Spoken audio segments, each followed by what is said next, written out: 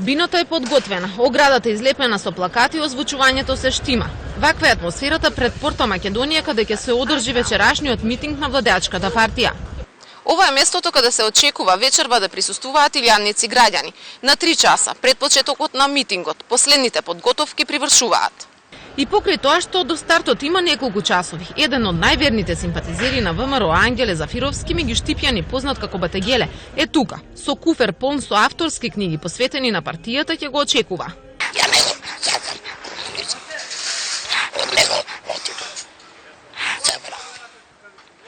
Да, ја него грешил. Ја, секу. Не така. На сила, нема граду да се взема. Мора да даде на народ. Состојбата ја надгледуваат и од општинските комитети. Велат деталите се договорени. Се очекува уште членството да се собере. Сега доаѓам од општинскиот мој комитет, општинскиот штаб се организира, прво тргаат од Влае до Борис Трајковски пешки, после од Борис Трајковски до собранието, пак исто така пешачки колони идат. Исто како и претходните случувања деновиве и вечерва десетици новинарски екипи се подготвуваат да го следат митингот. Тука сме за да го следиме развојот на политичката криза.